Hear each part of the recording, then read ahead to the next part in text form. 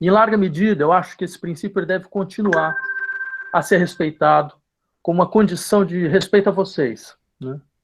Ou seja, de respeito à capacidade que vocês têm de estabelecer por vocês mesmos relações com situações atuais e definir regimes próprios de instrumentalização de saberes. Eu não creio que realmente caiba a um professor fazer isso no lugar de vocês, e muito menos de forma direta, né? Só que, como vocês viram, eu usei um condicionante na frase anterior, né? E me permiti falar em larga medida, né?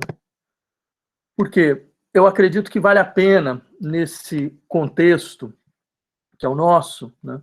Nesse momento atual, com toda a sua carga dramática, ao menos contextualizar as razões da decisão que me levou a discutir nossas formas de falar de sexo, né?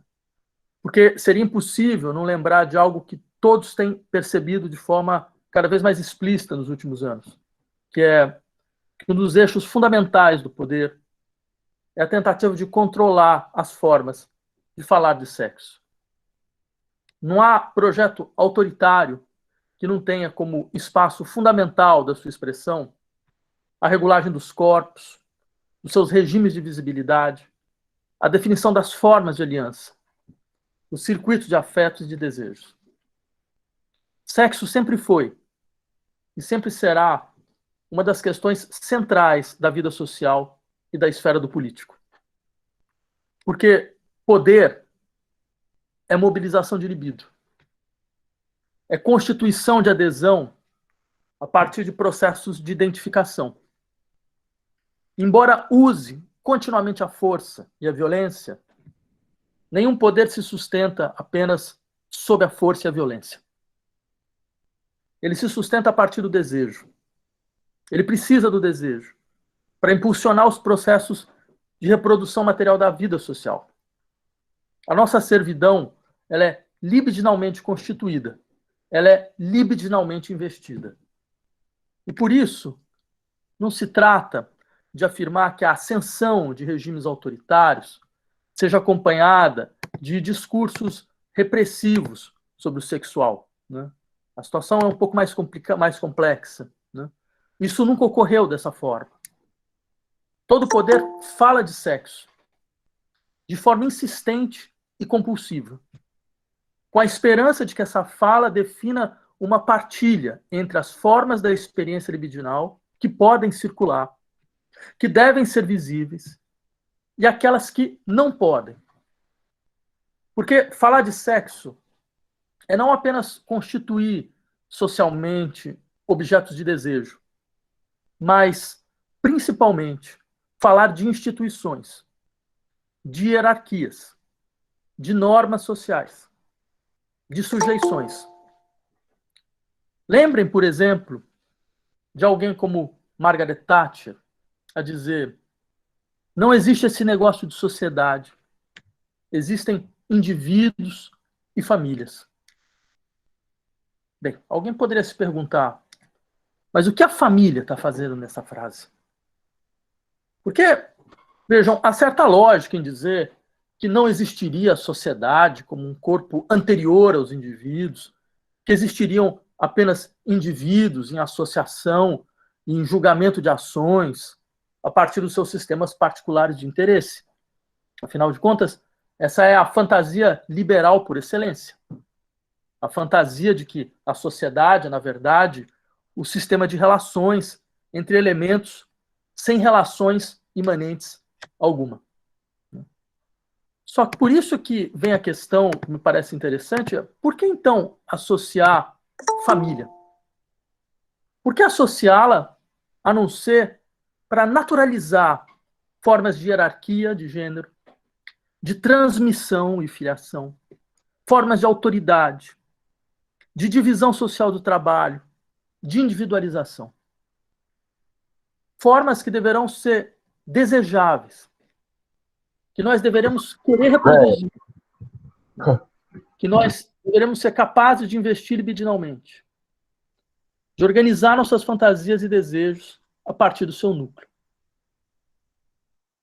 Margaret podia não saber, mas ela estava falando de sexo.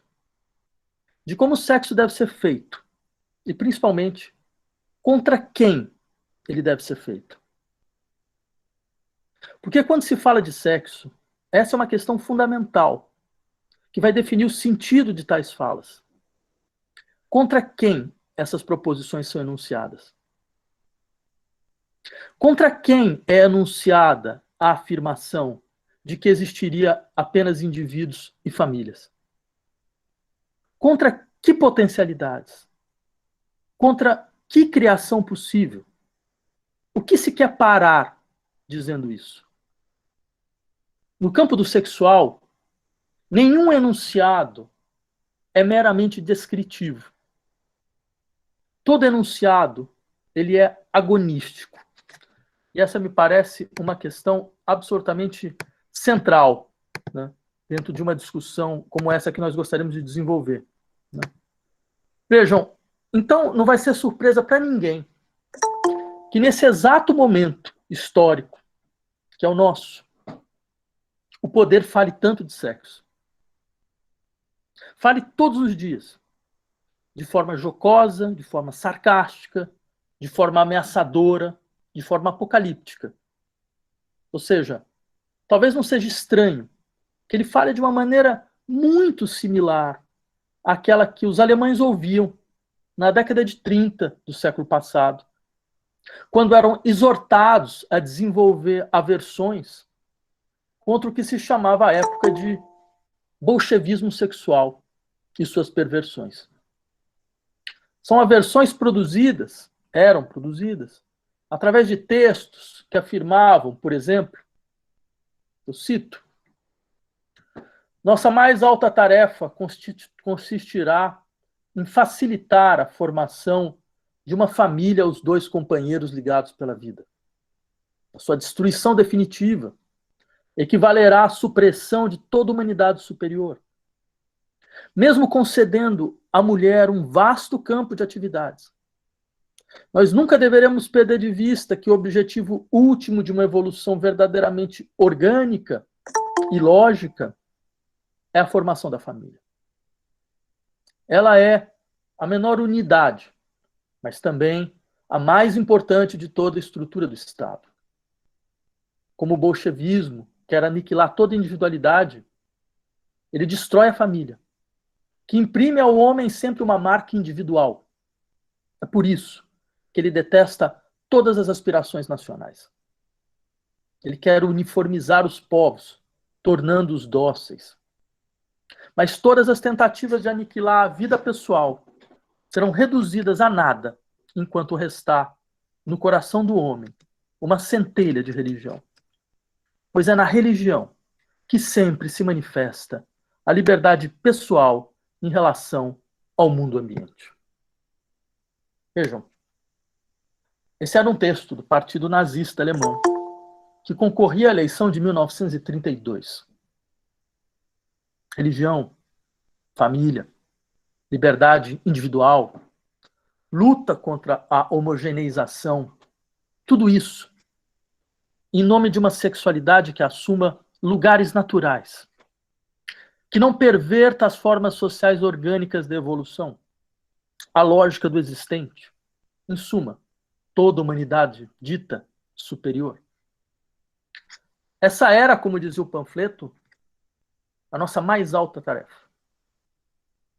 Uma tarefa feita contra um bolchevismo que, de fato, ao menos entre 1917 e 1924, tinha procurado questionar os sistemas de trabalho e exploração no interior da família burguesa, fazendo de tarefas privadas tarefas que deveriam ser de responsabilidade do poder público, que tinha lutado para modificar a estrutura das relações de gênero, compreendendo que a igualdade social exige um fortalecimento do reconhecimento da plasticidade libidinal dos sujeitos. Em suma, facilitando os divórcios, legalizando o aborto, descriminalizando relações homoafetivas, criando pensões mesmo para os ditos filhos ilegítimos. Uma feminista soviética à época, Alexandra Kollontai, por exemplo, era uma daquelas que lutavam para que, eu cito ela, no comunismo, o ato sexual seja algo tão simples quanto beber um copo de água. Tenhamos isso em mente quando nos perguntarmos por quê, nesse momento atual que é o nosso, talvez uma das melhores coisas que a universidade pode fazer é falar de sexo. Porque nesse momento, uma das mais importantes formas de luta passa exatamente por falar de sexo. Mas falar de uma forma bastante específica, na esperança de que exista ao menos uma forma de falar que faça do sexual um motor de emancipação social. Bem, dito isso, eu queria, antes de começar esse trajeto, que é o trajeto que eu apresentei para vocês na nossa ementa, eu queria iniciar, na verdade, lembrando de um certo paradoxo. Porque há um livro sobre a história da sexualidade que começa por nos lembrar do paradoxo de uma sociedade, que é no caso a nossa, que mesmo acreditando ser marcada por inúmeros interditos, inúmeras censuras e repressões, não cansa de falar de sexo. Esse livro, História da Sexualidade, do Foucault, ele marcou época, entre outras coisas, por insistir que nós não deveríamos partir de uma análise de como nós reprimimos o que é da ordem do sexual. Nós deveríamos, na verdade, partir de uma análise de como nós falamos, de forma reiterada e insistente, daquilo que nós dizemos reprimido. Eu cito Foucault. Trata-se de interrogar o caso de uma sociedade que, desde mais de um século, fustiga de maneira barulhenta sua hipocrisia. Fala com prolixidade do seu próprio silêncio. Anima-se a detalhar aquilo que ela não diz. Denuncia os poderes que ela exerce e promete liberar-se de leis que a fazem funcionar. Vejam só, essa questão de método, ela partia de um princípio maior, que consistia em compreender como sociedades organizavam suas relações entre sujeitos, como elas definiam o uso e a circulação dos corpos, como elas perpetuavam estruturas de poder, como elas legitimavam práticas de intervenção, a partir da determinação das formas possíveis de falar de sexo.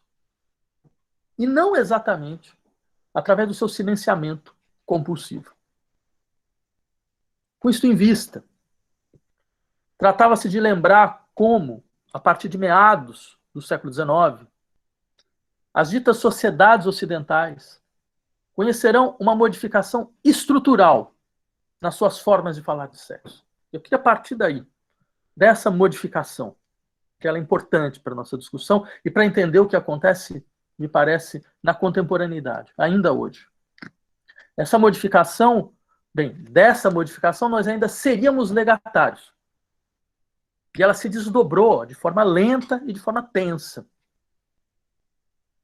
O eixo dessa modificação é a criação totalmente original, né, de um discurso clínico sobre o sexual.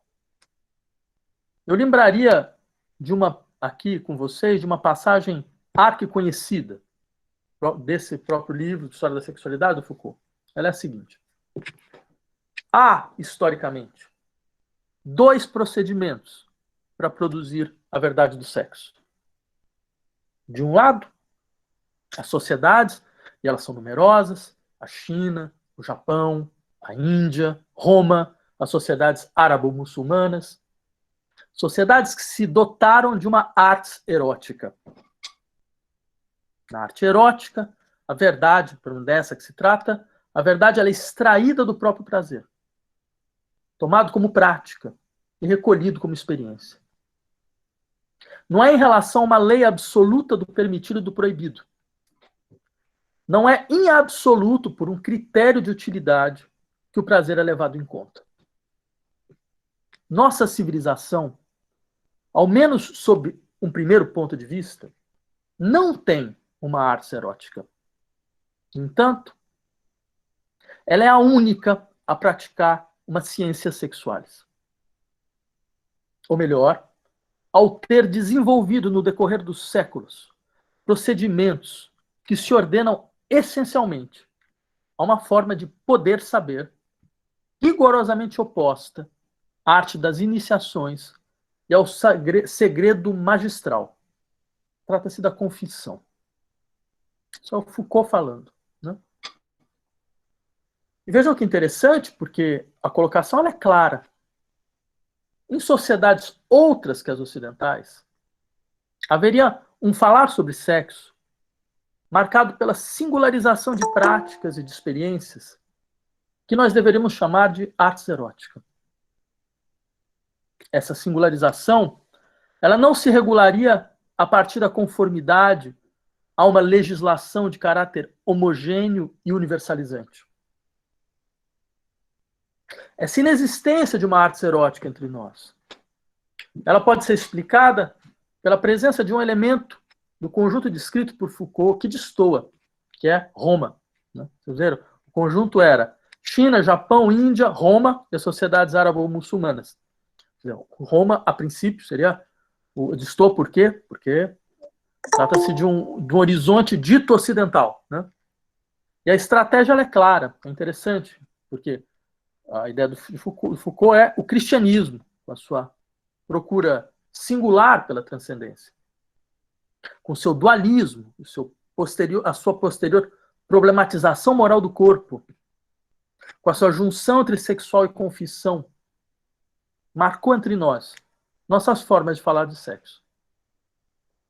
A Roma pagã, assim como a Grécia, ainda estaria no interior de um regime discursivo que continuaria a resistir por mais tempo, em sociedades ainda não completamente submetidas ao colonialismo ocidental. Mas se o Ocidente não conheceria uma arte erótica, ele conheceria uma ciência da sexualidade. Ou seja, ele teria visto a emergência de um discurso clínico sobre o sexual. Esse discurso, e afinal sua origem não poderia nos enganar, né? Ele se constrói no interior de um campo no qual se articulavam medicina e moral. Como dirá o psiquiatra alemão Krafft Ebing, em um tratado de grande influência no século XIX, sobre as perversões, nós vamos ver na aula que vem, eu cito Ebing, o sentimento sexual é a raiz de toda a ética, sem dúvida, do esteticismo e da religião. Até porque, como dizia Foucault, a tarefa quase infinita de se dizer a si mesmo e de dizer a um outro, tantas vezes quanto possível, tudo o que concerne o jogo dos prazeres, as sensações, os pensamentos inumeráveis que, através da alma e do corpo, têm alguma afinidade com o sexo. Esse projeto de uma colocação em discurso do sexo foi formado há muito tempo no interior de uma tradição ascética e monástica. O século XVII fez dele uma regra para todos. Ou seja, mais uma vez, aqui a ideia é clara, essa vontade de saber, essa vontade de classificação, de medida, que parece animar a clínica do sexual, ela teria uma origem indelével. Ela está lá, na tradição ascética e monástica. Lá, nas práticas, tendo em vista uma forma muito peculiar de ascese religiosa. E tudo isso ainda estaria aqui, entre nós, através, principalmente, da nossa clínica. Uma clínica que, no fundo, seria a continuação da religião por outros meios. E quanto mais falaríamos de sexo em termos clínicos, com as suas classificações, suas categorias, suas patologias, mais nós perpetuaríamos a sombra da moralidade teológica sobre os nossos corpos. a normatividade da sua estrutura sobre os nossos desejos. Dessa forma, a projeção para dentro do campo do sexual, de distinções entre normal e patológico, entre saúde e doença, implicaria uma transformação final na nossa forma de falar de sexo. Transformação essa que aprofundaria os mecanismos de disciplina e de gestão social próprios ao poder nas sociedades ocidentais. Porque essa moralidade, ela não era apenas teológica. Ela fundava uma economia, uma política. Ou seja, fundava uma dinâmica de trabalho e de disciplina. O trabalho contra o dispêndio, o trabalho contra o gozo. Né? Fundava uma forma de hierarquia, de sujeição, as tópicas do patriarcado. Por isso, longe de acreditar que a liberação da fala sobre o sexual pudesse expressar a consolidação de processos de emancipação social, longe de defender a existência de uma espécie de substância natural reprimida, que devesse vir à tona, tratava-se de denunciar a sujeição da experiência do sexual a um discurso eminentemente clínico. Daí afirmações como, mais uma vez, Foucault, o ponto importante não consistirá em determinar se tais produções discursivas e os seus efeitos de poder conduzem a formular a verdade sobre o sexo. Ao contrário, a formular mentiras destinadas a ocultá-lo. Trata-se, na verdade, de expor a vontade de saber que lhe serve, ao mesmo tempo, de suporte e de instrumento. Ou seja, tratava-se de mostrar quais efeitos de poder seriam derivados de certas modalidades de vontade de saber, modalidades, regimes de falar. Como a vontade de saber é um instrumento silencioso de técnicas polimórficas de poder. Então não se tratava assim de negar a repressão, mas de negar que a sua temática pudesse dar conta da maneira com que o poder sobre a vida age e produz. Não apenas como um discurso clínico, mas lá onde ele é um discurso clínico, é que se mostra a sua verdadeira natureza política. E daí vinha a importância de sublinhar como essa técnica ela permaneceria ligada ao destino da espiritualidade cristã ou da economia dos prazeres individuais, se ela não tivesse sido integrada, a partir do século XVIII, a um verdadeiro mecanismo de incitação política, econômica e técnica sobre o sexo. Não um mecanismo ligado diretamente à moralidade, mas um mecanismo técnico, portador de um discurso que não é simplesmente aquele da tolerância ou da condenação, mas principalmente o discurso da gestão, do fortalecimento da saúde pública. Isso até hoje, né? Mas já no século XVIII, eu cito Foucault, o sexo, isso não se julga apenas, se administra. No século XVIII, o sexo advém uma questão de polícia, mas no sentido pleno e forte que se dava, então, a essa palavra. A ideia de polícia, nesse momento, no século XVIII, não diz respeito às forças de repressão da desordem, mas, principalmente, à organização da gestão pública, a majoração ordenada das forças coletivas e individuais. Bem, que esse termo tenha se transformado na polícia que a gente conhece hoje, isso diz muito a respeito do tipo de sociedade que é nossa. Então, polícia do sexo, ou seja, não rigor de uma proibição, mas a necessidade de regular o sexo através de discursos públicos e úteis. E esse era o ponto central. A modernidade conheceria, entre outras coisas, um discurso sobre o sexo enquanto setor de uma administração pública. E assim, se era verdade que apenas o Ocidente vai conhecer essa ideia do sexo como objeto de uma ciência, há de se lembrar que essa ciência não visava apenas curar desvios. Ela visava encontrar as formas mais produtivas de gerir as populações, já que no coração do problema político das populações se encontra o sexo. Se um país rico e forte era um país populoso, então algumas questões centrais de administração pública vão ser a análise da taxa de natalidade, a idade do casamento, os nascimentos legítimos e ilegítimos, a precocidade, a frequência das relações sexuais, o efeito do celibato e das interdições, a incidência de práticas contraceptivas, entre outros. Pela primeira vez, uma sociedade reconhece que o seu futuro e a sua fortuna vão estar ligadas à maneira com que cada um faz uso do seu sexo.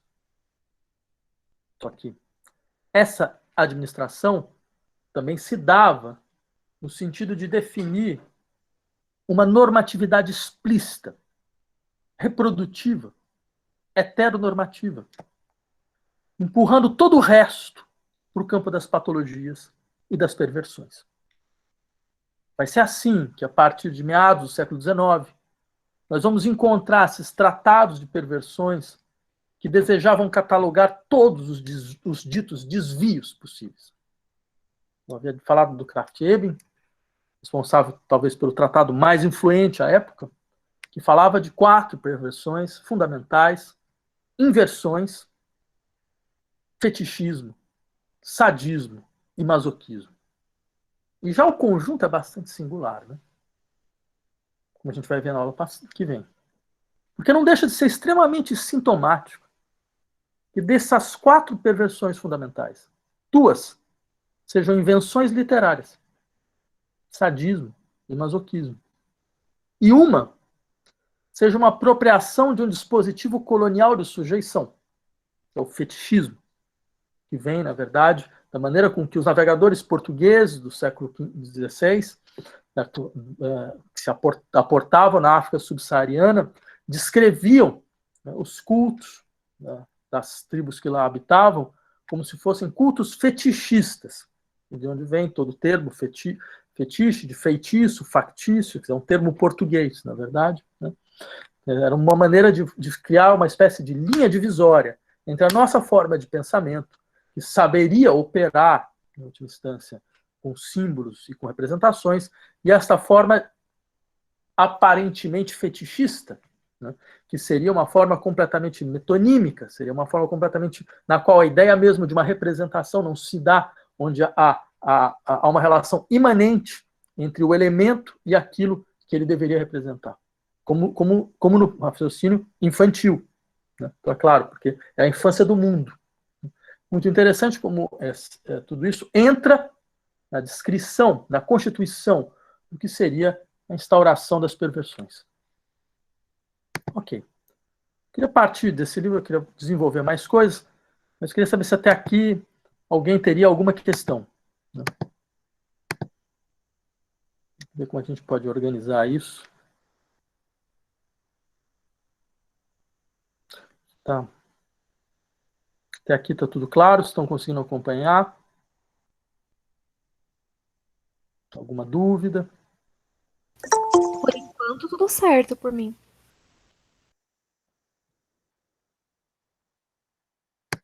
Tem uma série de coisas escritas aqui. Peraí.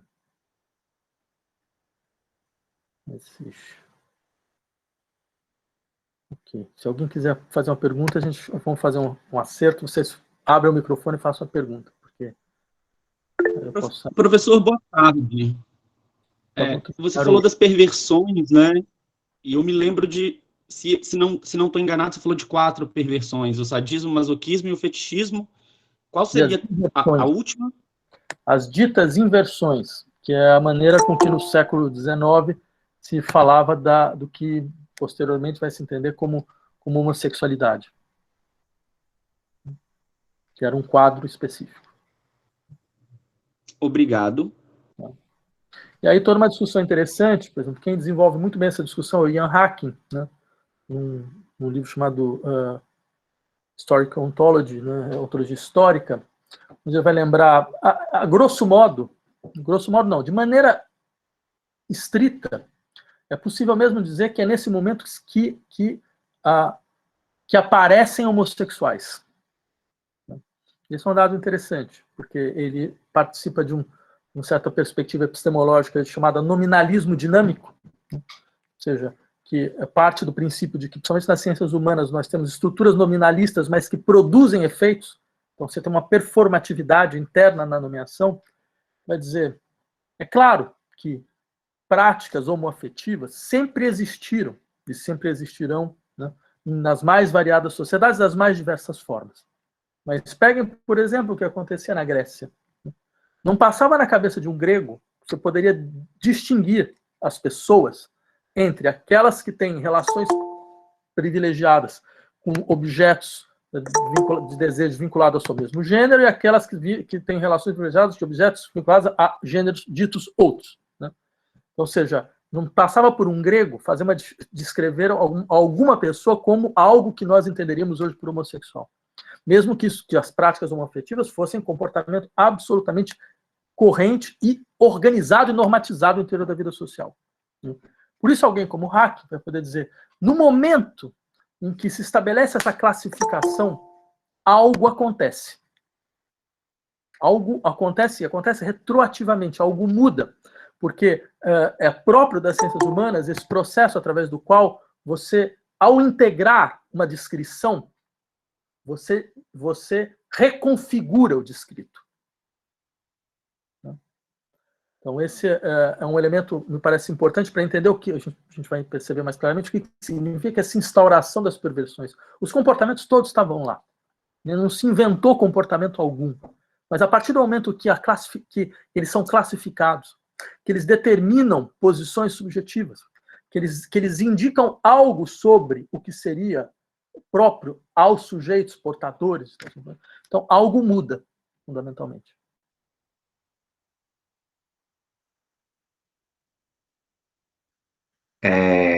Sattler, meu nome é Yuri e eu tenho uma pergunta.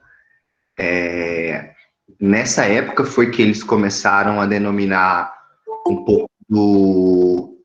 É que entra um pouco em fetichismo, né? Do sexo com animais e tal, ou não? Ou foi depois? Então, a gente vai ver isso na aula que vem. A ideia fundamental mais ou menos é a seguinte. Comportamentos que vão ser descritos posteriormente como perversões sempre estiveram presentes, né? Eles não são nem inventados, nem novamente descritos. Eles são reorganizados. Isso significa o quê? Significa que não passava no interior da normatividade social, ela não se organizava, entre outras coisas, com uma estratégia como essa, falar, não, então, o que significa alguém que tem relações com animais, né, por exemplo? Então, isso não é só as relações com animais, mas é toda a estrutura da personalidade que se expressa dentro desse processo. Então, ou seja, você tem uma classificação à parte dos sujeitos. Então, esse é o elemento fundamental. É assim que funciona, digamos, essas modificações paradigmáticas. Elas não inventam nada. Elas reorganizam o que já estava disposto, né, dando novas significações aos processos. Então, é claro, você poderia ter julgamentos a respeito de certas práticas, mas esses julgamentos, eles não eram julgamentos clínicos, eles eram julgamentos morais, muitas vezes vinculado ao fato de que algumas dessas práticas poderiam, entre outras coisas, colocar em risco a estrutura da unidade familiar enquanto uma unidade de trabalho, de divisão de trabalho, certo? Elas poderiam colocar em risco a posse de tudo aquilo que representa, entre outras coisas, essa unidade de produção, entre tantas outras coisas. Ou seja, o julgamento, mesmo que de uma certa forma ele pudesse estar presente, ele não tinha o mesmo sentido. Essa que é a ideia.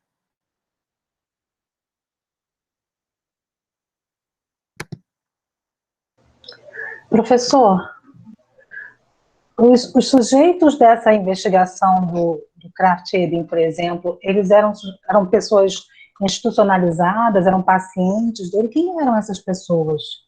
Sim, então, é exatamente nesse momento que você vai... Bem, você tem a criação do asilo, né, pelo menos no Ocidente, a estrutura asilar no Ocidente, ela é uma criação vinculada a 3 grupos. Quais são as pessoas que você coloca num asilo, logo no seu início? A história é uma história conhecida, né?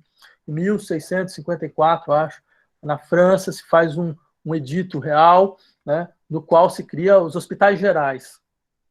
Esses hospitais gerais, certo? Eles eram antigos leprosários, que ficaram desativados depois do fim da lepra, né? Mas eles estavam marcados com toda essa, você pode imaginar, a carga simbólica dos lugares onde a lepra era isolada. E se pergunta o que se fazer com essas grandes estruturas. Então, o edito ele define que nessas estruturas vão ser isolados loucos, libertinos e, é claro, desempregados, né? Porque todos vocês sabem, desemprego é uma questão moral, não é uma questão econômica. Você é desempregado porque você não quer trabalhar, né? Então, aí esse é um dado importante, porque essa tríade vai marcar o processo asilar. Então, os libertinos, por exemplo, já estavam lá, isolados nos hospitais. Só que eles estavam isolados nos hospitais não porque eles teriam alguma espécie de patologia. Isso demora. Isso só aparece no século XIX. Eles estavam lá porque eles eram um atentado moral. Era outra coisa. Era um outro tipo de julgamento.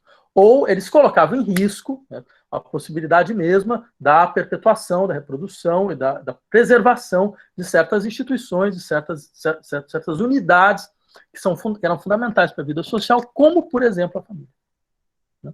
Então, a partir de um certo momento, esse grupo isolado ele vai ser patologizado. É um segundo movimento. Que é aí quando aparece uma definição clínica, eminentemente clínica. Só que, por que é importante fazer essa distinção? Porque, para entender, o argumento é esse, para entender o que é a clínica, é necessário entender de onde ela veio. E aí vem essa ideia de que, se a gente fizer um passo atrás, a gente vê que ela vai, de uma certa maneira, se compor no interior a partir de certas distinções que não eram exatamente clínicas. Bem, vou dar continuidade aqui, aí mais à frente a gente volta às perguntas. Ok, eu queria partir então desse livro, A História da Sexualidade, que tanto influenciou os nossos estudos, mas, na verdade, eu queria partir para expressar uma certa discordância de fundo. E o curso vai ser um pouco o desenvolvimento dessa discordância. Porque não é difícil compreender a consequência mais clara dessa perspectiva colocada em circulação por Foucault. Ela consiste em abandonar a possibilidade mesmo de um discurso clínico do sexual, que não seria expressão de modalidades de disciplina e de sujeição.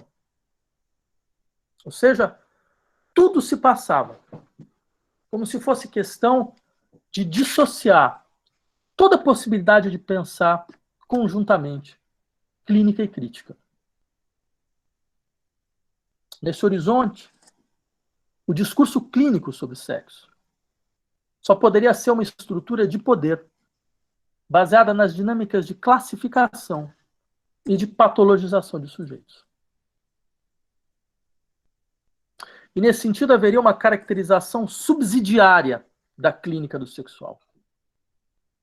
E eu digo subsidiária porque ela seria completamente dependente da adequação de práticas que se desdobram no campo da ascese religiosa, como a confissão, como a contenção, como a descrição exaustiva, como a exploração da relação entre prazer e culpa, entre tantos outros. Daí porque, consequente com seu próprio projeto, vai caber a Foucault procurar recuperar modalidades possíveis dessa artes erótica que estariam soterradas entre nós pelo advento da clínica do sexual. Daí essa ideia, por exemplo, de retornar ao cultivo dos prazeres, que uniriam gregos e romanos, a práticas que se desenvolveriam, retomar esse cultivo, né, na esperança de que essas práticas elas ressoariam, essa é uma das grandes apostas do Foucault, o tipo de prática que se desenvolvia em subculturas, nos anos 70, 80, que procuravam restabelecer fortes laços comunitários a partir de sexualidades dissidentes. Esse curto-circuito interessante, que é muito próprio, né, do tipo de pensamento ou das consequências políticas do pensamento do dito último Foucault. Né?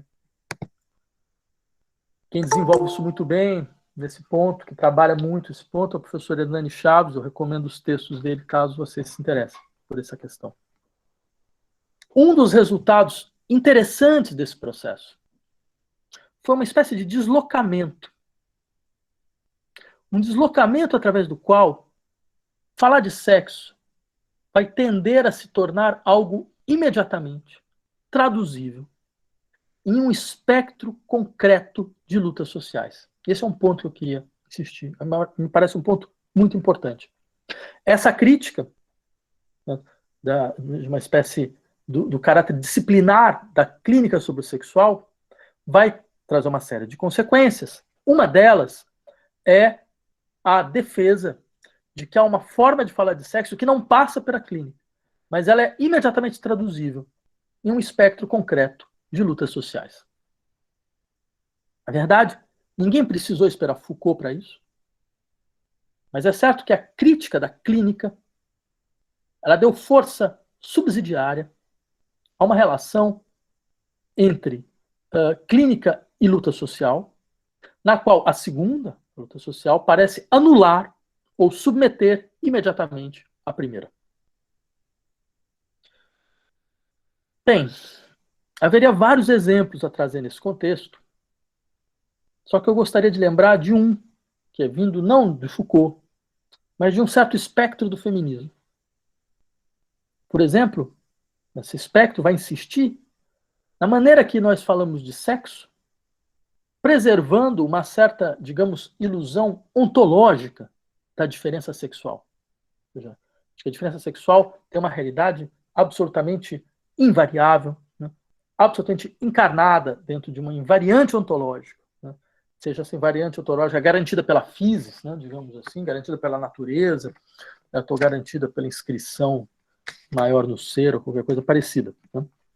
Então, vejam, isso vai ser visto como resultado de uma naturalização de processos clínicos e vai ser também objeto de uma luta social contra formas institucionalizadas de opressão ligadas ao gênero.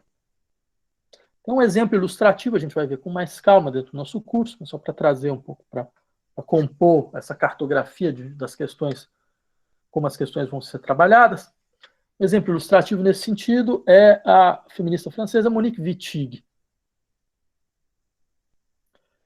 Wittig vai afirmar que a construção da noção de diferença sexual e o seu uso clínico mascaram o fato de que nós estamos a falar, na verdade, de uma luta de classe entre homens e mulheres. Uma luta de classe que só pode ser abolida politicamente. E daí afirmações como eu cito Wittig. A categoria de sexo é uma categoria política que funda a sociedade enquanto heterossexual. Nisso, ela não é uma questão de ser, por isso não é uma questão, não é uma invariante ontológica, mas de relações. Pois as mulheres, entre aspas, e os homens, entre aspas, são resultado de relações. A categoria de sexo é a categoria que estabelece como natural, entre aspas, a relação que está na base da sociedade heterossexual, e através da qual a metade da população, as mulheres, são heterossexualizadas. A fabricação das mulheres ela é semelhante à fabricação dos eunucos, ao adestramento dos escravos, dos animais. E assim elas são submetidas a uma economia heterossexual. Então, nesse sentido, o combate consistiria, eu cito Wittig, em suprimir os homens enquanto classe.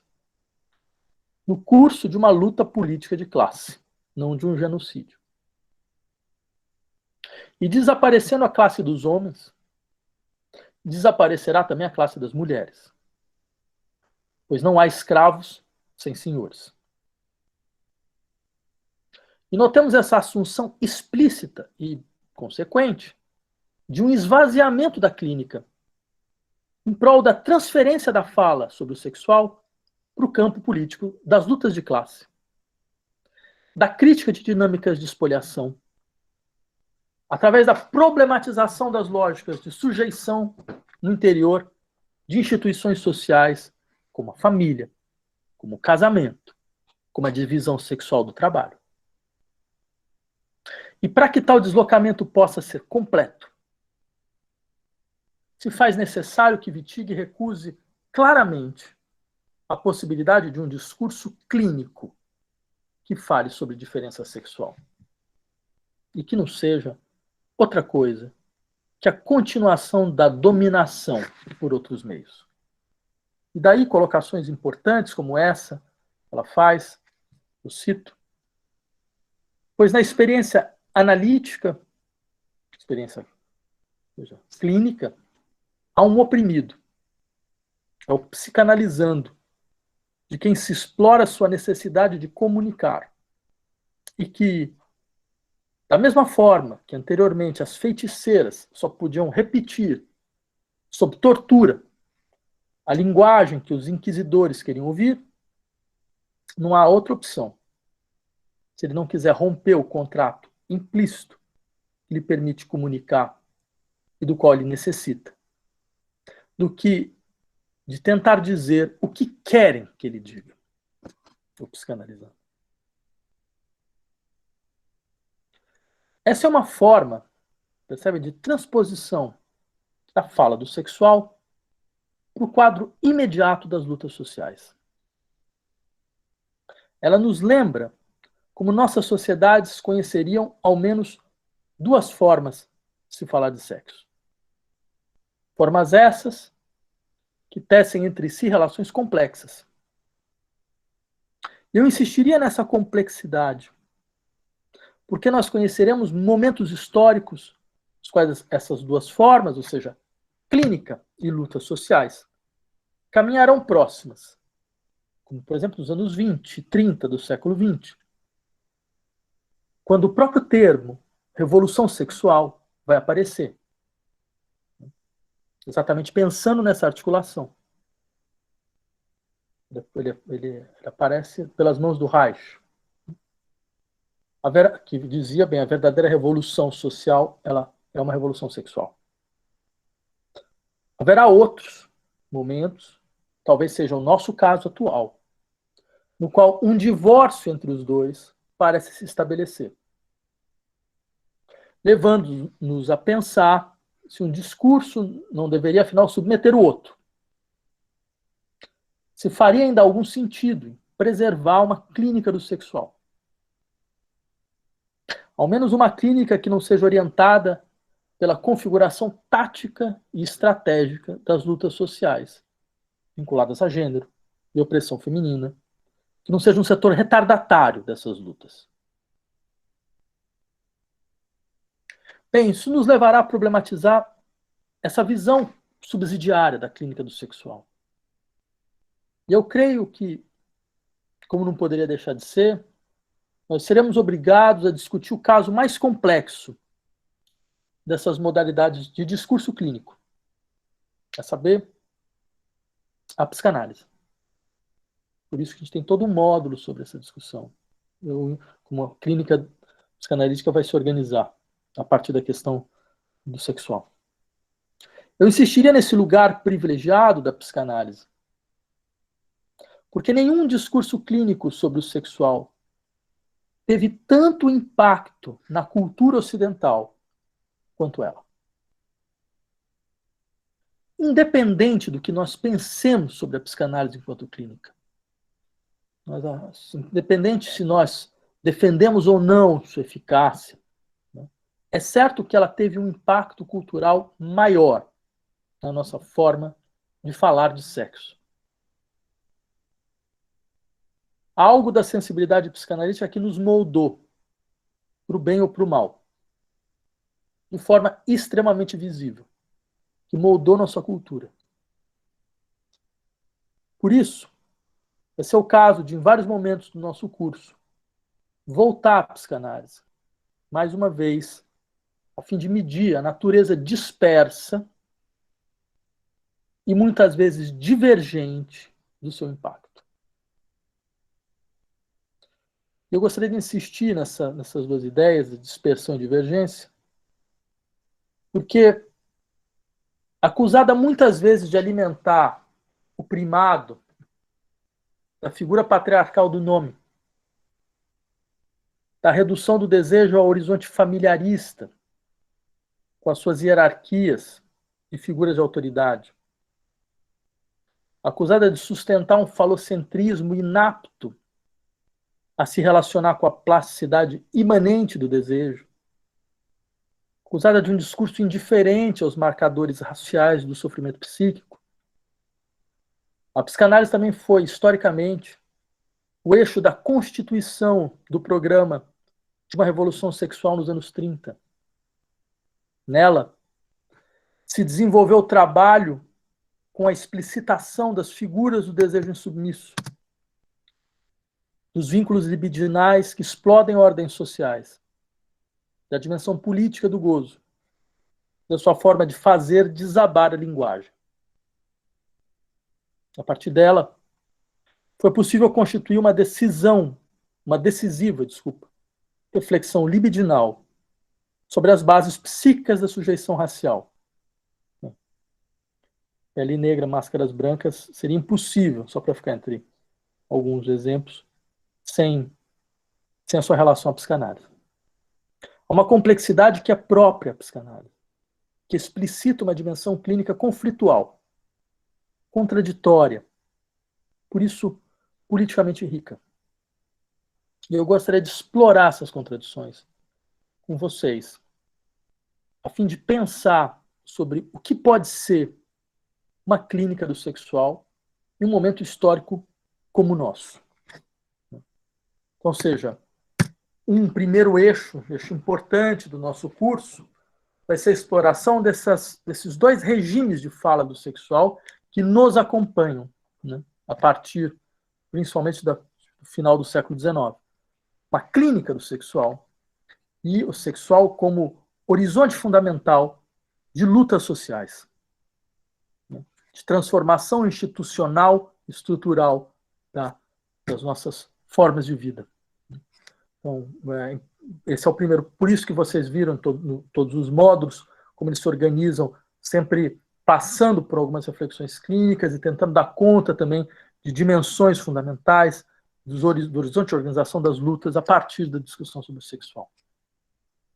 Só que há um terceiro ponto também que eu queria integrar a essa discussão, porque eu acho que esse ponto é um ponto fundamental e que, na verdade, é um triângulo na nossa forma de falar do sexo. Né? Sem ele e sem aquilo que ele produz, eu diria que muito se perde.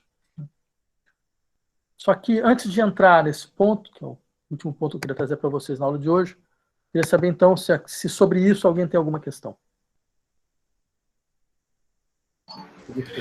Eu teria... pode falar. Pode falar, fica à vontade, desculpa. Tá, obrigado. Professor, enquanto o senhor estava falando sobre Foucault, eu acho que eu não ouvi a palavra sofrimento, né?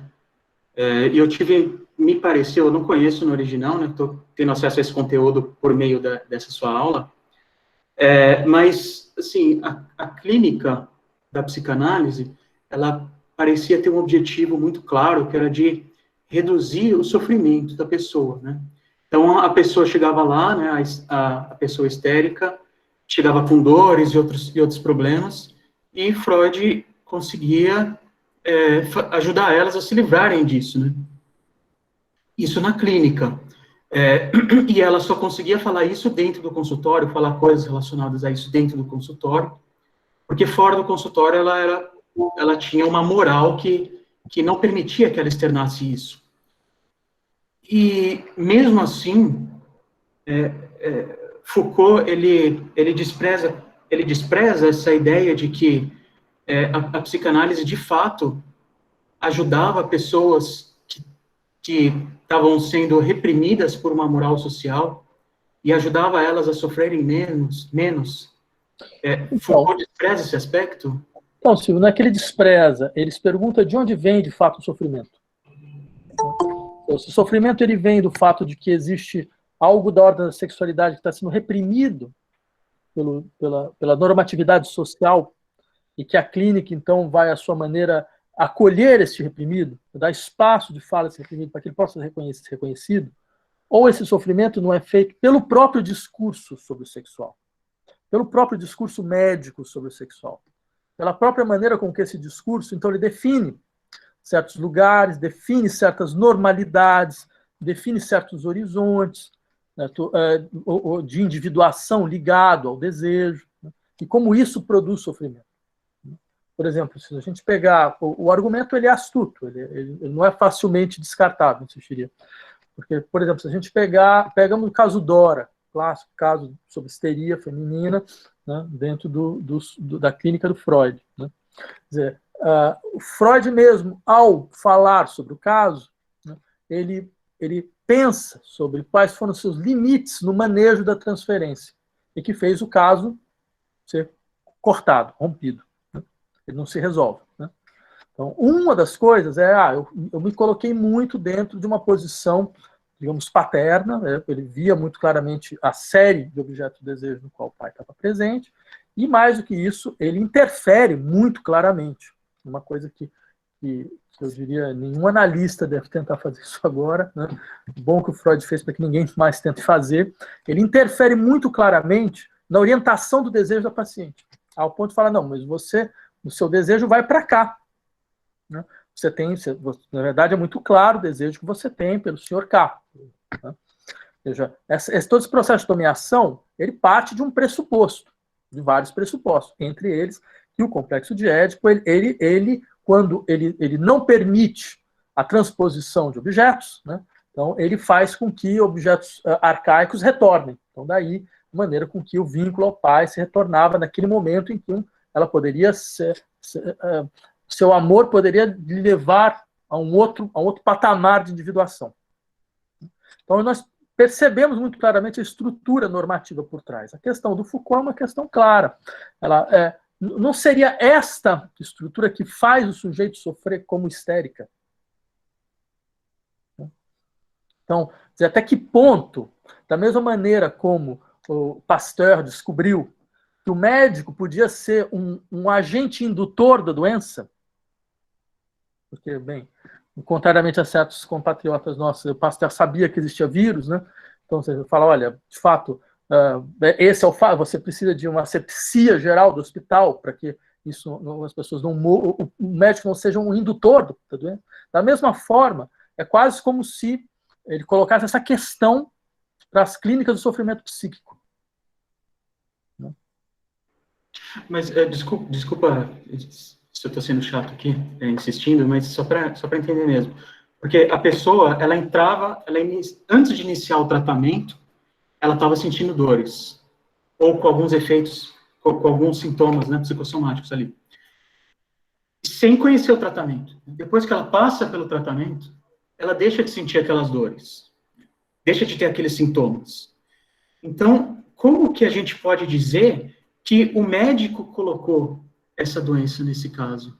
Duas possibilidades. Né? Duas possibilidades. A primeira delas é que a estrutura de interpretação própria clínica, ela depende de um tipo de normatividade que é exterior à clínica. Ou seja, ela repete um pouco um tipo de normatividade que já está na vida social.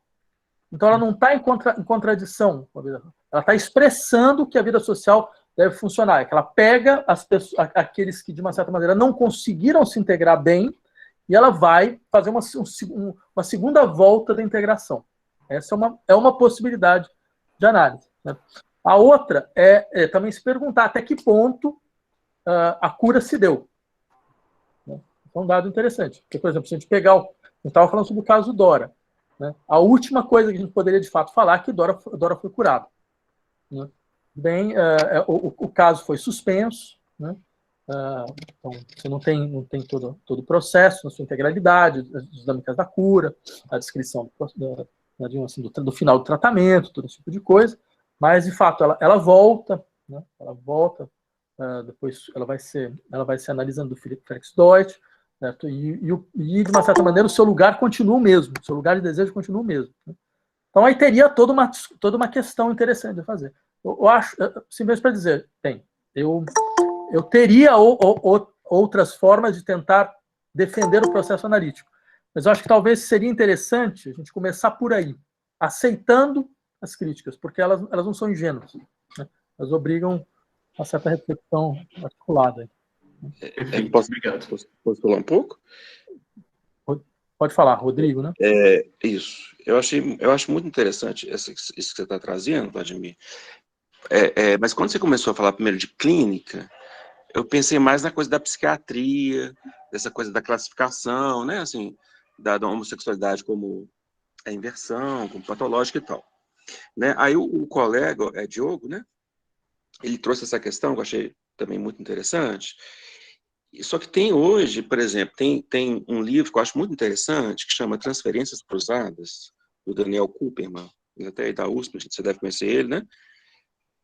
Onde ele faz uma crítica ao Freud, no sentido da falta de análise do Freud, né? Que ele foi construindo uma teoria, né, a partir da escuta, né? Só que ele mesmo falou que a formação do analista se dava pela análise pessoal, só que ele não fez essa análise, né? Então, isso teve consequências muito, muito graves para a psicanálise, e eu acho que a gente vive sob efeito disso até hoje, né, que me parece que tem a ver com o que você fala no Manejo de Transformar Mundos, da questão do Lacan ter ocupado a posição de poder, né, não ter deixado o local do poder vazio. Né, me parece que tem a ver com isso. A gente vai voltar nessas questões de forma sistemática, porque elas são importantes. Eu indicaria, sobre essa questão da análise de Freud, normalmente, como se tenta defender, é falar, mas houve um processo transferencial que poderia ter funcionado como uma espécie de processo analítico na sua relação com Fliess, para tentar um pouco diminuir esse processo. A gente sabe que há questões que não são facilmente respondíveis, né? Que não se resolvem muito bem por aí. Mas eu insistiria em duas coisas. A primeira delas é, como toda prática clínica, a psicanálise tem uma história, e muitas vezes se esquece isso, é uma coisa engraçada, né? Quer dizer, ter uma história significa que, ela começa dentro de certos horizontes, ela procura realizar certas expectativas de transformação e de cura, ela vê certos limites e ela vai ser constantemente revista. Então, uma longa história, uma história tensa, uma história dividida, né? E acho que seria interessante retomar um pouco isso, né, por um lado. Por outro, eu insistiria que, quando você fala, me parecia que você estava descrevendo a psiquiatria, depois entrou a psicanálise, de fato, o eixo do Foucault, que o Foucault ele não explicita a briga, né? Mas a briga fundamental da história da sexualidade é com a clínica psicanalítica. Isso é muito evidente, né? Mas ela não é nomeada. Porque o acerto de contas com a psiquiatria já tinha sido feito. Não, pois é, mas eu acho interessante você explicitar isso, né? Eu acho muito interessante, né? Porque, assim, eu sou psicanalista, eu já fui membro de escola lacaniana, e, assim, a coisa é muito complicada, né? E a gente está falando de coisas atuais mesmo, não é coisa lá do século passado, não. Tem complicações mesmo hoje, né? Efeitos de grupo muito forte, né? Assim, são coisas muito complexas e que as pessoas não se dão conta, parece, assim. Que as coisas chegam no nível de um certo absurdo. Então, vamos tentar pegar essa discussão dentro da nossa grelha, que vai ser o problema da fala do sexual. Eu queria, assim, identificar dentro desse horizonte. Sim, eu percebo até um certo moralismo, até uma certa homofobia dentro de alguns lacanianos, sabe? Assim, já escutei colega falando, a homossexualidade é sintoma. Sabe? Eu acho assim, é muito doido isso, né? Então, mais uma vez, insistiria, há uma divisão interna, sabe, a cabeça de Janus, né? Dois lados. Uma divisão interna na psicanálise, por isso que é um caso interessante. A gente vai encontrar coisa ainda pior, né? Sei lá, como, por exemplo, a descrição das posições trans como psicose, né? Isso era um clássico, né? Sim, sim. Então, mas eu quero pegar esse caso mais, digamos, mais complexo para poder analisar esses dois lados, né? Bem, eu vou só voltar aqui para a gente poder fazer a nossa última parte, e aí a gente termina. Eu também queria falar um pouco sobre as questões práticas do curso, né? Que eu devia ter falado no começo, mas com toda aquela dificuldade ficou em suspenso, sobre avaliação, sobre... Bem, chamada não existe, né? Vocês entenderam, né? Mas sobre avaliação e como o curso vai funcionar. Bem, mas para terminar a aula de hoje, eu queria insistir que há um quarto regime de discurso sobre o sexual que vai ser objeto da nossa reflexão. A gente viu 3, né? A arte erótica, que a princípio não nos concerniria, segundo Foucault, né? Uma clínica do sexual e essa transposição do sexual como figura de luta social. Se para além de uma clínica do sexual e de um discurso do sexo como campo de lutas sociais, há não apenas esse ponto de falência da nossa sociedade, que seria dado por uma arte erótica, é porque há também algo que nós poderíamos chamar, um nome, nós não temos muito nome para isso, é uma erótica da arte. É outra coisa do que essa arte erótica. Há uma forma da arte falar de sexo, que não é exatamente a transcrição de práticas e de cuidados que se transmite diante do cuidado dos corpos, mesmo que em vários momentos isso possa ser encontrado. Só que eu gostaria de me dedicar, no interior do nosso curso, a um outro regime de discurso que existe nessa erótica da arte, que nos é próprio. Um regime bem específico, que, a meu ver, ele é o politicamente mais desestruturador, o mais anormativo. Eu insistiria nesse ponto, quer dizer, nós não temos uma arte erótica nós não teríamos, né, tal como Foucault descreve, que é exatamente esse modelo de uma organização das possibilidades de conduta, levando em conta a negociação singular dos corpos, então que não se organiza sobre a forma de uma legislação, de uma lei universalizante para todos, então, como é próprio da nossa estrutura da moralidade, ao menos desde da hegemonia, da estratégia deontológica de moralidade, tal como a gente pode pegar um caso exemplar, é o caso da moralidade kantiana, certo? Com a sua lei universal, categórica e incondicional. Quer dizer, nós não teríamos isso, né? Ou seja, nós teríamos isso, nós não teríamos uma possibilidade de singularização das práticas através de um discurso que dê conta do lugar dos sujeitos, da singularidade dos seus corpos e daquilo que eles poderiam não poderiam desenvolver, né, enquanto seu fortalecimento, e não como proibição, no sentido moral do termo. Mas nós teríamos, e esse é um dado interessante, né, acho importante explorar, uma certa relação entre arte e sexo que nos é muito própria.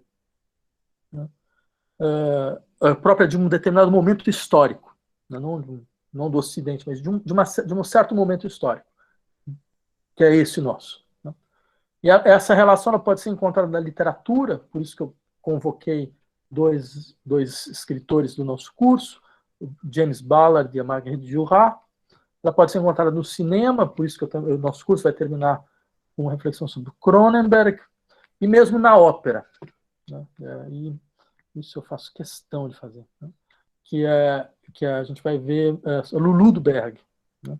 Que é uma ópera, não só a ópera, mas ela se articula também com a literatura, porque é um texto do Wedekind, ela se articula com o cinema, porque no mesmo momento, mais ou menos na mesma época, você tem a Caixa de Pandora, do Pabst, né, que é a mesma história. Então, todo um momento. E eu queria fornecer um exemplo do que eu tenho em mente. Né? Eu queria fornecer, citando um trecho de um livro que a gente vai trabalhar, né, que é Crash. O livro começa assim. Eu acho que isso explicita um pouco que tipo de modalidade de discurso sobre o sexual que uma certa forma de experiência estética produz e qual a sua singularidade. E por que ela é importante dentro dessa articulação entre lutas sociais e clínica. Eu cito, a tradução é minha, então vocês me desculpem dos erros. Na sua visão de um acidente de carro com a atriz, bem, vocês sabem, imagino que vocês conheçam o livro, então não só o livro, mas principalmente o filme, Crash, né, do Cronenberg, que é sobre a história de uma relação entre acidentes automobilísticos e sexo. Né? Na sua visão de um acidente de carro com a atriz, Vaughan estava obcecado pelas múltiplas feridas e impactos, pelo cromo morrendo e pelos anteparos em colapsos dos dois carros, encontrando-se de frente em um complexo de colisões repetidas, sem fim, em filmes de câmera lenta, pelas feridas idênticas infligidas em seus corpos, pela imagem da névoa de vidro de para-brisa em volta da sua face, tal qual ela quebrara, sua superfície tingida, como uma Afrodite morta-viva, pela fratura exposta de suas coxas impactadas contra os suportes do freio de mão e, sobretudo, pelas feridas em suas genitálias, o útero dela perfurado pelo bico heráldico da marca do produtor, o sêmen dele despejado através dos sinais luminosos que registraram para sempre a última temperatura e o nível pleno da gasolina da máquina. Bem, como vocês percebem, é uma frase só. Esse é um trecho de um romance intitulado Crash, de James Ballard. Eu creio que a maioria de vocês deve conhecer essa história na sua versão cinematográfica, filmada por David Cronenberg nos anos 90. Como vocês verão, nosso curso vai ser atravessado pela análise de textos que não são nem explicitamente clínicos, nem explicitamente ligados às dinâmicas concretas das lutas sociais vinculadas à questão de sexo. Eu procurei privilegiar textos que levam a literatura para uma espécie de erotismo do limite. E no caso desse texto, um erotismo que se dá entre sujeitos e máquinas em decomposição. Eu gostaria de insistir nesse ponto, porque eu acredito que algo de decisivo na experiência do sexual se dá nessas formas de descrições libidinais de acidentes que se desenrolam nesse espaço singular que é o espaço literário. Algo que tanto a clínica quanto as dimensões das lutas sociais não poderia esquecer. Porque é algo que as habita como horizonte fundamental, ou que deve habitá-las.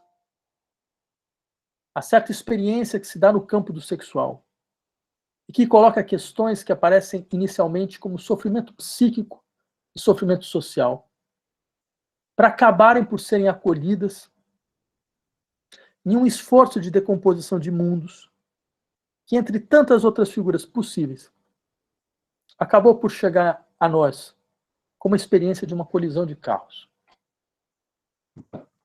Eu queria discutir isso partindo de uma literatura que fala de sexo, mas que não pode ser descrita como erótica, porque não fala de uma arte erótica, ela não fala de práticas e de disposições que podem ser integradas à vida na sua procura em cultivar e criar prazeres, a não ser que vocês queiram destruir o carro de vocês, é outra coisa. Né?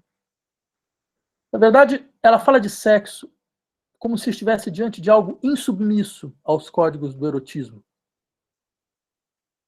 Mas também algo avesso ao regime de segurança da pornografia. Até porque a pornografia, como vocês sabem, como todo mundo sabe, é uma forma de segurança. É a segurança de que o gozo vai estar totalmente integrado às imagens que nós saberíamos como manipular, que nós poderíamos classificar em uma miríade de lugares ordenados, com seus acrônimos, que não por acaso, né, muitas vezes mais parecem siglas de empresa de megas corporações, né?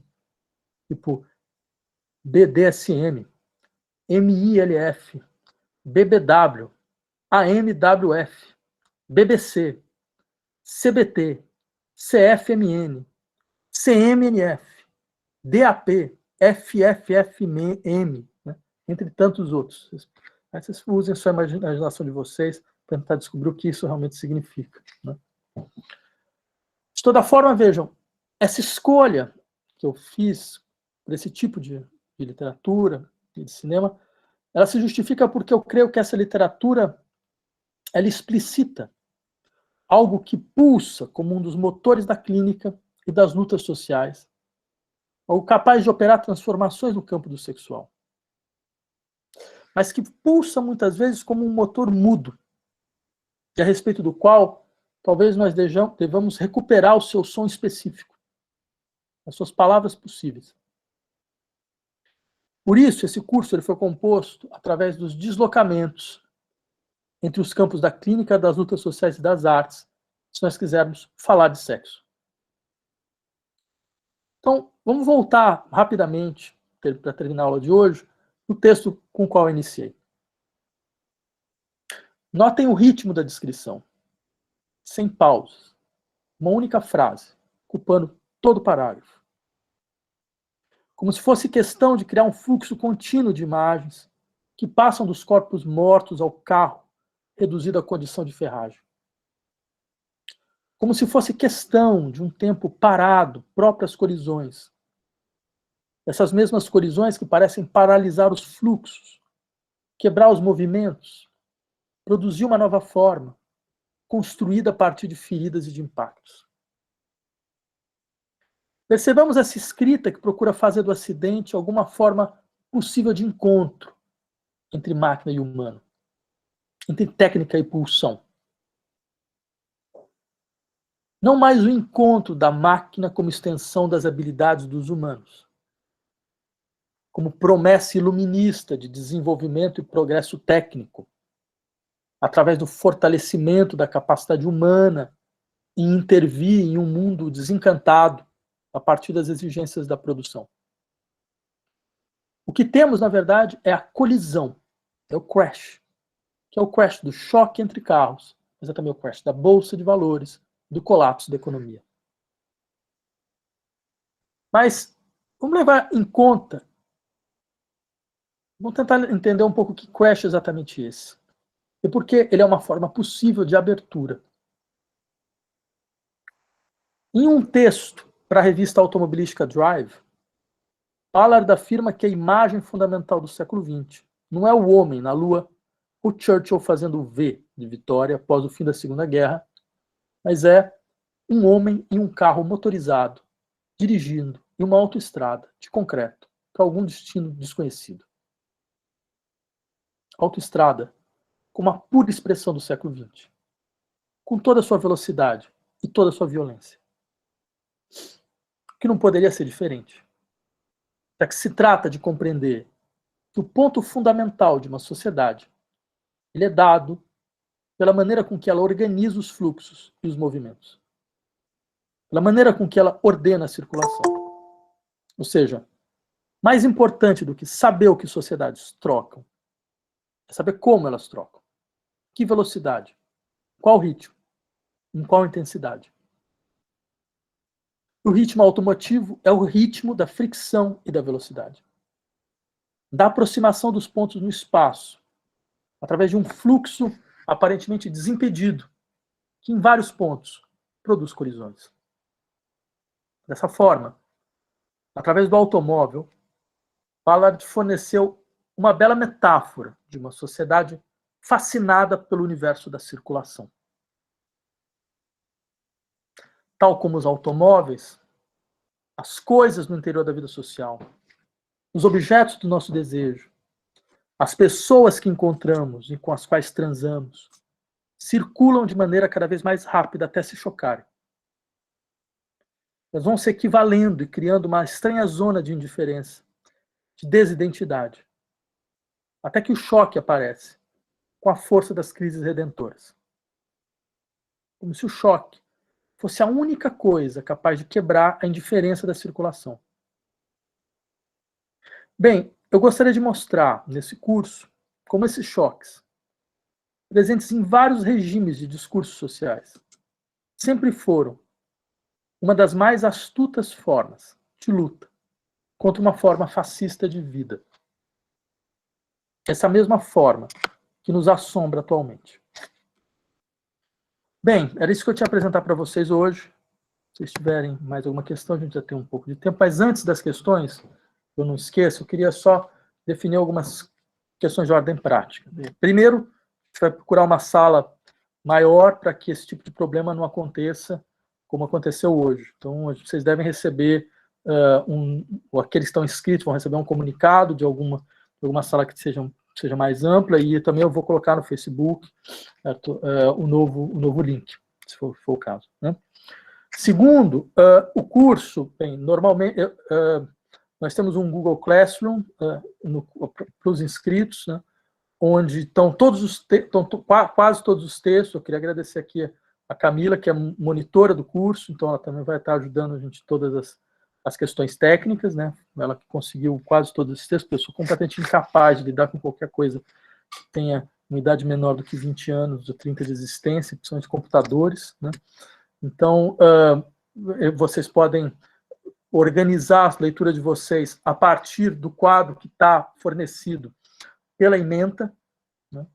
Então, se vocês quiserem, depois eu posso também indicar texto a texto, né, para que vocês possam trabalhar. Para a aula que vem, tem textos do Havelock Ellis e do Krafft-Ebing que vocês poderiam dar uma olhada. Aqueles que não estão, acho que é um acesso ao Drive, né? Se a Camila puder explicar aqui, acho que ela consegue explicar melhor do que eu. Acho que os alunos já até postaram aqui no chat, né, para todo mundo. A gente criou um Drive, lá tem ementa, tem os textos. Eu espero postar lá o vídeo da aula também. É só confirmar que o departamento se pode. Então vai estar tudo no Drive, tá bom? Eu vou postar de novo o link. Maravilha. Então, os textos estão lá. Sobre a avaliação do curso, eu lembraria a vocês que esse curso tem uma avaliação só. Essa avaliação ela é uma monografia de final de curso. Na metade do curso, eu vou fornecer para vocês alguns temas. A partir dos temas, vocês escrevem uma monografia. Essa monografia ela se organiza como um artigo acadêmico. Então, o que vocês precisam fazer é escrever como se vocês estivessem enviando um artigo para uma revista acadêmica, né? Então, eu peço normalmente que os alunos, para todas as questões de ordem técnica, do tipo como faz uma citação, qual o tamanho, todo esse tipo de coisa, que vocês se reportem às normas de publicação de qualquer revista atualizar no campo da psicologia.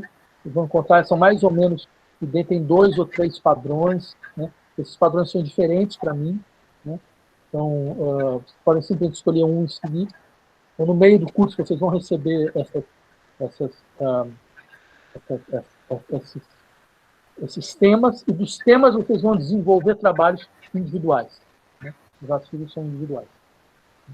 E também, além do vídeo, bem, como eu não escrevo, então eu vou deixar também o texto para vocês. Todo final de aula eu deixo um texto disponível, que é o texto da aula, né? Para que também vocês possam rever fontes que vocês acham mais obscuras e coisas assim por aí. Ok? Alguém tem alguma questão de ordem técnica antes de pegar as últimas perguntas? Tem uma questão em relação ao horário aqui, né? Porque foi criado um link que falava que era das 2 às 6, né? Não, das 2 às 4. Das 2 às 4, tá. Das 2 às 4. Essa é uma aula de 2 horas. Né? Tá bom, obrigado. E eu vou indicar para vocês, porque o texto do Ellis e do Ebing é enorme, eu vou indicar qual é o capítulo que eu queria que vocês trabalhassem, né? Para que vocês possam trabalhar aqui. Aí eu já deixo também no Google Classroom. Terminando a aula, eu já faço isso.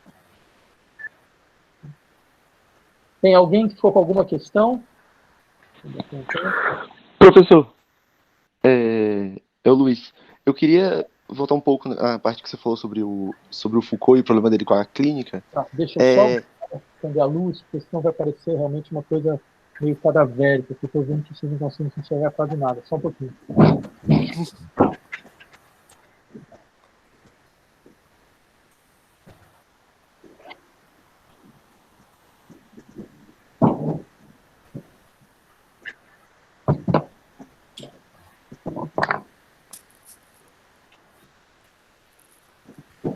Melhorou um pouco, né? Pode perguntar. Então, sobre a questão que você falou do questionamento do Foucault em relação à clínica. Mas o Foucault, até onde eu sei, ele foi muito não é partidário, mas ele apoiou, em certa forma, a esquizoanálise do Deleuze-Guattari. Ele até escreveu o prefácio para o Antiédipo, Introdução a uma Vida Não Fascista. Então, a questão dele com a clínica não seria mais específica em relação à clínica lacaniana? E ele via outras possibilidades de clínica como possíveis de uma maneira revolucionária, digamos assim? Então, de fato, a questão é com a clínica psicanalítica em geral, né? Ele não só tem algumas colocações, embora ele não tenha nenhum estudo sobre psicanálise, ele faz o prefácio, né, do Deleuze-Guattari e faz alguns comentários, e também ele tem considerações sobre as lutas antimanicomiais, sobre as práticas antipsiquiátricas, ou seja, de fato existe esse horizonte, mas é muito interessante, a parte da questão da esquizoanálise, nos outros casos, a questão clínica é sempre abordada a partir do problema da hierarquia e da autoridade, né? Nunca é a questão da possibilidade ou não de uma clínica do sexual, né? É claro, aí você levantou a questão, bem, se existiria, dentro dessa perspectiva Foucaultiana, um horizonte de articulação possível, alguma coisa vinculada à esquizoanálise. É uma questão que fica em aberto, né? Seria uma questão interessante a ser abordada, mas eu volto a insistir. Não há nada no ponto de vista, digamos, da produção pessoal do Foucault que dê coordenadas claras nesse sentido, né? Ou seja, o que ele faz é, em larga medida, operar por uma outra estratégia. A estratégia dele em última instância, recuperar uma arte erótica, né? Essa é a verdade. Eu leria mais ou menos dessa forma. Daí porque seus últimos cursos são todos vinculados a essa reflexão, em larga medida, né? São eles vinculados a essa reflexão sobre as condições pelas quais o cuidado de si, dos gregos, dos romanos, poderiam, de uma certa maneira, ordenar uma reflexão política sobre a experiência do sexual na nossa sociedade, né? E não é por acaso, entre outras coisas também, que o próprio projeto da história da sexualidade ele muda, né? Ele seria outro, né? O Foucault anuncia um projeto no primeiro livro, e os outros dois, o segundo e o terceiro, eles indicam uma inflexão, que é inclusive explicitada, né, logo no prefácio do segundo livro, que é um pouco essa, eu diria, a escolha que ele faz, né? E é claro, até que ponto essa escolha ela elimina toda e qualquer possibilidade de clínica, sendo, de uma certa maneira, consistente com as coisas. Essa é volta a insistir, uma questão que fica aberta. Mas é explícito que ele faz uma escolha, e a escolha não é clínica. Ela é de outra natureza. Entendi. Obrigado, professor. Tá. Mais alguma questão? Professor, eu não entendi direito o conceito de artes eróticas. Tipo, é uma coisa que está dentro da norma, mas que ao mesmo tempo permite a singularização dos corpos e das práticas? Eu não sei. Fiquei um pouco em dúvida. É importante. Sim. Artes eróticas é do termo em latim, né? Ele quer distinguir, na verdade, duas formas de relação da norma social ao sexo. Uma é como nós conhecemos. Aquela que literalmente a norma se organiza em lei. Ela se organiza em lei, e essa lei ela é, à sua maneira, universalizada, ela é uma lei para todos, né? Então, daí essa ideia de que você vai criar uma moralidade, que ela tem as características fundamentais da estrutura deontológica da moralidade kantiana, ela é incondicional, ela é categórica, ela é universal, ou seja, isso vem um pouco da juridificação da existência. A juridificação da existência, que, entre outras coisas, ela tem as suas raízes dentro não só dessa maneira com que a clínica vai se organizando, mas também da maneira com que o discurso teológico do Ocidente ele é marcadamente um discurso dualista, né? Então, ele define uma certa, desde Santo Agostinho, as suas reflexões sobre a libido como o elemento de insubmissão dos corpos, que lembra, entre outras coisas, a insubmissão dos humanos em relação ao divino, em relação a Deus, e por isso, então, daí toda a questão, é uma repetição, a repetição da queda, né? E, mais uma vez, a libido nos lembra da queda, né? Dizendo que nós somos sem lugar em toda a criação. Então, dentro desse horizonte, esse horizonte ele vai constituir um pouco essa estrutura jurídica que nos seria própria. artes eróticas, nesse caso, então são todas essas outras sociedades, são sociedades majoritariamente não ocidentais, né, que desenvolvem um conjunto de práticas, né, que são singulares, ou seja, elas não são para todos. Elas estão vinculadas, elas são práticas de negociação, estão vinculadas à força dos desejos individuais, vinculadas aos lugares com que cada um dos sujeitos ocupa, ao lugar dentro da estrutura social que cada um ocupa. Então, você não tem essa espécie de plano geométrico unificado, você tem um plano que respeita a singularidade das intensidades. Então, não se organiza sob a forma do proibido e do permitido, como no nosso caso se organizaria, né? E por isso, daí a questão da juridificação. A juridificação se organiza a partir da distinção proibido e permitido, né? Ela se organiza de outras formas, a forma do conveniente, do não conveniente, a forma do momento, qual é o momento exato, né? Ele vai insistir, veja, essa arte erótica, ela pode, inclusive, admitir uma série de práticas que seriam práticas vinculadas à nossa estrutura da moralidade. Por exemplo, ela pode incluir a contenção, ela pode incluir o celibato, ela pode incluir a virgindade, mas isso nunca está vinculado a uma estrutura moral da modificação dos corpos, como no nosso caso, né? Vinculada à expressão de uma certa natureza dualista do humano. Ela está vinculada, na verdade, a estratégias de fortalecimento e preservação. Então, daí essa ideia de que essas sociedades elas desconhecem uma transformação do sistema em lei. A definição só a estrutura da lei. Então, essa arte, é muito importante, essa arte erótica não significa a arte que se faz sobre o erotismo. Embora, claro, todas essas práticas, elas têm uma dimensão estética fundamental, porque estão vinculadas a uma estetização da existência, como o horizonte maior. Pelo menos no caso dos gregos, dos romanos, o Foucault realmente trabalha, né? Embora também tenha na sociedade muçulmana, culturas muito parecidas, né?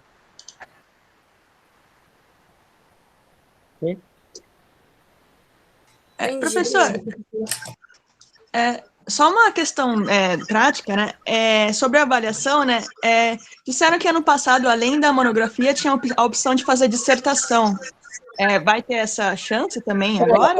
Houve mesmo. Eu tinha feito isso, Giovana, por causa do impacto da pandemia naquele momento. Não estava totalmente orientado. Eu achava que não fazia o menor sentido reprovar quem quer que seja, e também quis dar duas opções, né? Essa é uma questão que a gente pode discutir. Os alunos perceberem que ainda se sentem sob um impacto muito forte da estrutura precária desse tipo de aula, eu não teria nenhum problema em abrir essa segunda opção, né? Eu sugeriria que a gente sentisse um pouco nesses próximos meses como é que ele vai se dar, e aí a gente, caso vocês achem necessário, a gente discute, e eu posso abrir essa opção para vocês também. Certo, muito obrigada. Então, mais para frente, a gente conversa sobre isso, então. Isso, maravilha. Bem, a gente pode então parar por aqui, né? Eu agradeço a presença de todos vocês, me desculpa aí toda essa confusão que ocorreu, vou tentar resolver. Agradeço também ao apoio técnico da Camila, que foi fundamental para que a gente conseguisse resolver. E espero vocês, então, quinta-feira, quinta que vem, 2 horas. Tá? Então,